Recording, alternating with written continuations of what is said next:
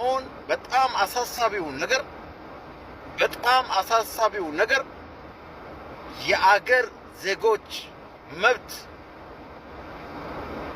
ወጥቶ የመግባት ስጋት።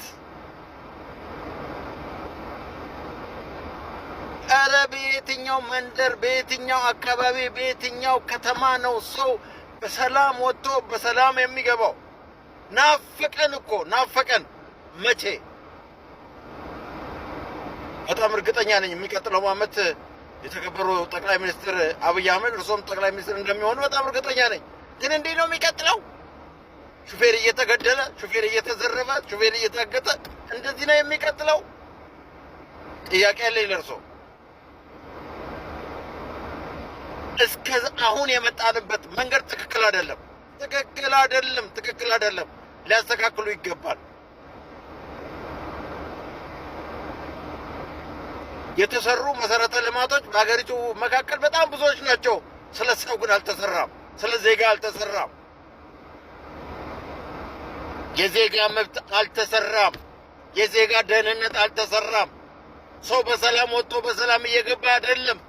ሹፌር በሰላም ወጥቶ በሰላም እየገባ አይደለም። የሚቀጥለውን ዓመት ሲያስቡ ምንድን ነው የሚያስቡት? እየሰሙ ጆሮ ዳባ ልበስ ብሎ መሄድ፣ አሁንም ወደፊት መሄድ፣ መብራት እያበሩ ሰው እያጠፉ መሄድ። ምንድን ነው የሚቀጥለው? ምንድን ነው? እኔ ጥያቄ አለኝ ለእርሶ፣ ጥያቄ አለኝ። ፖለቲከኛ አይደለሁም፣ ግን ጥያቄ አለኝ። መብት ስላለኝ ጥያቄ አለኝ። ሹፌር ስለሆንኩኝ ጥያቄ አለኝ። በስጋት ነው እየተራመድን ያለ ነው። ስጋት አለኝ። ጥያቄ አለኝ።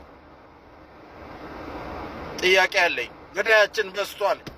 አጋቻችን በዝቷል። በቃ መውጣት መግባት አልቻልንም።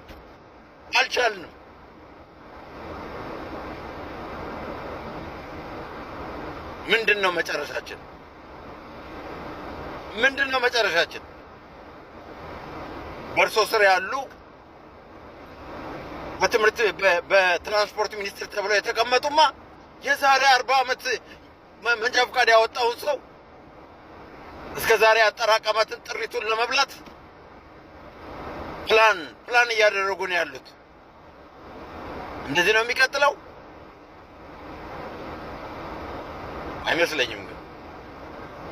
አይመስለኝም። እንድታስቡበት ይህን እናገራለሁ። እንድታስቡበት። አንድ ተራ ሹፌር ነኝ። ሞት አንገፈገፈኝ።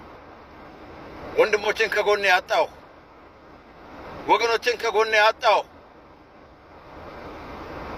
በእገታ በዘረፋ ብዙ የተሰቃየን። ጥያቄ አለኝ። ሰላም። ይሄ እንደዚህ ተናዶ እሊ ውስጥ ገብቶ የሚናገር ሹፌር ነው። ሌላ ችግር ሳይሆን የኑሮ ውድነት ብዙ መታሰር መፈታት ሳይጨመርበት መታገድና መንገድ ላይ ቆሞ ህገወጥ ሌቦች ማለት ነው። ህገወጥና ህጋዊ ሌቦች ነው ያለው። በዛ የተማረረ ሹፌሮች እንደዚህ ወጥቶ ሲናገሩ ይሄ አሁን ፖለቲካ አይደለም። በዚህ ሰው ልኮት አይደለም። እነዚህ 40 ዓመት ሙሉ ከ40 ዓመት በፊት መንጃ ፈቃድ ያላቸው ኤክስፒሪየንስ ያላቸው ናቸው። አሁን እነኚህ ሰዎች እነኚህ ሹፌሮች ሀገር ወዳዶች እኛ ፖለቲካ ልንሰራበት አንችልም ማለት ነው። ሰው ነው ላቀበት እነሱ የሚናገሩትን ነገር ማስተካከል ነው። ትክክለኛ ነገር ነው የሚናገሩት።